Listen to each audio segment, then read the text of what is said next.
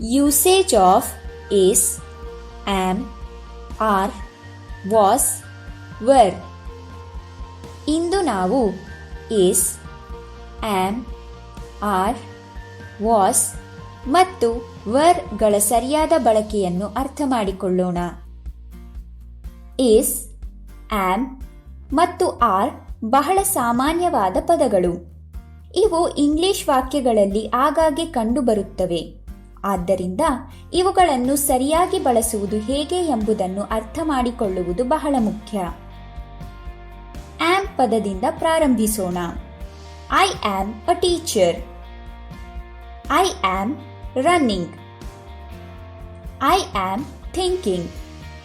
ಇಲ್ಲಿ ವ್ಯಕ್ತಿಯು ತನ್ನ ಬಗ್ಗೆಯೇ ಮಾತನಾಡುತ್ತಿರುವ ಕಾರಣದಿಂದ ಆಮ್ ಅನ್ನು ಬಳಸಲಾಗಿದೆ. ಇದರರ್ಥ ನೀವು ನಿಮ್ಮ ಬಗ್ಗೆ ಮಾತನಾಡುತ್ತಿರುವಾಗ ಆಮ್ ಅನ್ನು ಬಳಸಬೇಕಾಗುತ್ತದೆ. ಕ್ರಿಯೆಯು ನಡೆಯುತ್ತಿದೆ ಎಂದು ಸೂಚಿಸುವಾಗಲೂ ಸಹ ಆಮ್ ಅನ್ನು ಬಳಸಲಾಗುತ್ತದೆ. ಈಗ ನಾವು ಇಸ್ ಎಂಬ ಪದದ ಮೇಲೆ ಗಮನ ನೀಡೋಣ. ರಾಧಾ ನೃತ್ಯ ಮಾಡುತ್ತಿದ್ದಾಳೆ. Radha is dancing. ಇಲ್ಲಿ ನಾವು ರಾಧಾ ಎಂಬ ಇನ್ನೊಬ್ಬ ವ್ಯಕ್ತಿಯ ಬಗ್ಗೆ ಮಾತನಾಡುತ್ತಿರುವುದರಿಂದ ರಾಧಾ ಆಮ್ ಡ್ಯಾನ್ಸಿಂಗ್ ಎಂದು ನಾವು ಹೇಳಲಾರೆವು. New Delhi is the capital of India.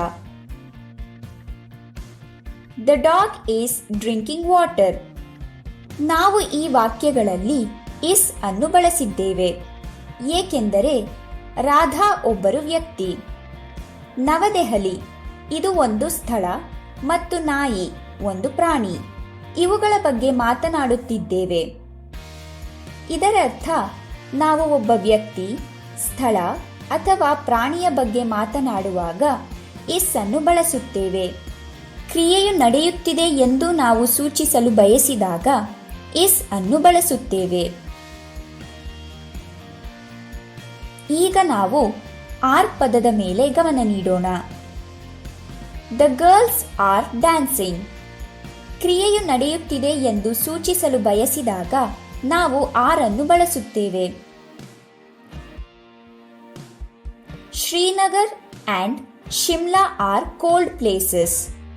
ನಾವು ಒಂದಕ್ಕಿಂತ ಹೆಚ್ಚು ಹುಡುಗಿಯರು ಮತ್ತು 2 ಸ್ಥಳಗಳ ಬಗ್ಗೆ ಮಾತನಾಡುತ್ತಿರುವುದರಿಂದ ಈ ವಾಕ್ಯಗಳಲ್ಲಿ ಆರ್ ಅನ್ನು ಬಳಸಿದ್ದೇವೆ. ಇದರರ್ಥ ನಾವು ಒಂದಕ್ಕಿಂತ ಹೆಚ್ಚು ವ್ಯಕ್ತಿಗಳು, ಸ್ಥಳಗಳು ಅಥವಾ ಪ್ರಾಣಿಗಳ ಬಗ್ಗೆ ಮಾತನಾಡುತ್ತಿರುವಾಗ ಆರ್ ಅನ್ನು ಬಳಸುತ್ತೇವೆ. ಕ್ರಿಯೆಯು ನಡೆಯುತ್ತಿದೆ ಎಂದು ನಾವು ಸೂಚಿಸಲು ಸಹ ಆರ್ ಅನ್ನು ಬಳಸುತ್ತೇವೆ.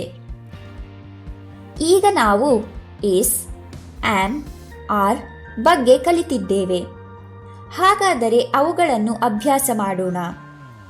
ಈ ವಾಕ್ಯಗಳನ್ನು ನೋಡಿ ಮತ್ತು ಯಾವ ಪದವನ್ನು ಬಳಸಬೇಕೆಂದು ತಿಳಿಸಿ. ವಿಡಿಯೋವನ್ನು ನಿಲ್ಲಿಸಿ ಮತ್ತು ಉತ್ತರಗಳನ್ನು ಊಹಿಸಿ. ನಂತರ ವಿಡಿಯೋವನ್ನು ಪ್ಲೇ ಮಾಡುವ ಮೂಲಕ ನಿಮ್ಮ ಉತ್ತರಗಳನ್ನು ಪರಿಶೀಲಿಸಿ. ನೀವು ಎಲ್ಲ ಉತ್ತರಗಳನ್ನು ಸರಿಯಾಗಿ ಊಹಿಸಿದ್ದೀರಾ? ನಾವು ಯಾವುದಾದರೂ ಕ್ರಿಯೆಯ ಬಗ್ಗೆ ಮಾತನಾಡುವಾಗ ಆಮ್, ಇಸ್ ಮತ್ತು ಆರ್ ಅನ್ನು ಬಳಸುವುದನ್ನು ನೀವು ಗಮನಿಸಿರಬಹುದು. ಈಗ ನಾವು ಈಗಾಗಲೇ ಸಂಭವಿಸಿದ ಕ್ರಿಯೆಯ ಬಗ್ಗೆ ಮಾತನಾಡುವಾಗ ಬಳಸುವ ಕೆಲವು ಪದಗಳನ್ನು ನೋಡೋಣ.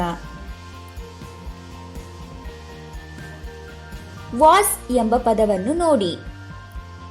I was eating on apple yesterday. She was reading a book. ಆದ್ದರಿಂದ ನಿಮ್ಮ ಬಗ್ಗೆ ಮಾತನಾಡುವಾಗ ಅಥವಾ ನೀವು ಇನ್ನೊಬ್ಬ ವ್ಯಕ್ತಿ, ಪ್ರಾಣಿ, ಸ್ಥಳ ಅಥವಾ ವಸ್ತುವಿನ ಬಗ್ಗೆ ಮಾತನಾಡುವಾಗ ವಾಸ್ ಅನ್ನು ಬಳಸಲಾಗುತ್ತದೆ. ವಾಸ್ ಅನ್ನು ಯಾವಾಗಲೂ ಹಿಂದೆ ಸಂಭವಿಸಿದ ಮತ್ತು ಈಗ ಸಂಭವಿಸುತ್ತಿಲ್ಲದ ಕ್ರಿಯೆಯ ಬಗ್ಗೆ ಮಾತನಾಡಲು ಬಳಸಲಾಗುತ್ತದೆ. ಈಗ ನಾವು ವರ್ ಪದದ ಮೇಲೆ ಗಮನ ಹರಿಸೋಣ. We were at the park yesterday. The birds were flying high. ವಾಸ್ನ ರೀತಿ ವರ್ನ ಉಪಯೋಗವನ್ನು ಸಹ ಹಿಂದೆ ಸಂಭವಿಸಿದ ಮತ್ತು ಈಗ ಸಂಭವಿಸುತ್ತಿಲ್ಲವಾದ ಕ್ರಿಯೆಯ ಬಗ್ಗೆ ಮಾತನಾಡಲು ಬಳಸಲಾಗುತ್ತದೆ. ಆದರೆ ಅತೀತದಲ್ಲಿದ್ದ ಒಂದಕ್ಕಿಂತ ಹೆಚ್ಚು ವ್ಯಕ್ತಿಗಳು, ಪ್ರಾಣಿಗಳು ಅಥವಾ ಅಸಂಖ್ಯ ವಸ್ತುಗಳ ಬಗ್ಗೆ ಮಾತನಾಡುವಾಗ ನಾವು ವೆರ್ ಅನ್ನು ಬಳಸುತ್ತೇವೆ.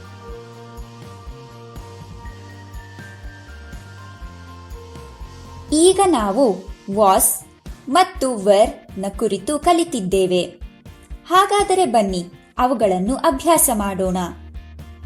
ಈಗ ವಾಕ್ಯಗಳನ್ನು ನೋಡಿ ಮತ್ತು ಯಾವ ಪದವನ್ನು ಬಳಸಬೇಕೆಂದು ತಿಳಿಸಿ. ವಿಡಿಯೋವನ್ನು ನಿಲ್ಲಿಸಿ ಮತ್ತು ಉತ್ತರಗಳನ್ನು ಊಹಿಸಿ. ನಂತರ ವಿಡಿಯೋವನ್ನು ಪ್ಲೇ ಮಾಡುವ ಮೂಲಕ ನಿಮ್ಮ ಉತ್ತರಗಳನ್ನು ಪರಿಶೀಲಿಸಿ. ನೀವು ಎಲ್ಲ ಉತ್ತರಗಳನ್ನು ಸರಿಯಾಗಿ ಊಹಿಸಿದ್ದೀರಾ? Is, am, are, was, were ನ ಸರಿಯಾದ ಬಳಕೆಯನ್ನು ನೀವು ಅರ್ಥ ಮಾಡಿಕೊಂಡಿದ್ದೀರಿ ಎಂದು ನಾವು ಭಾವಿಸುತ್ತೇವೆ. ಅಭ್ಯಾಸವನ್ನು ಮುಂದುವರಿಸಿ.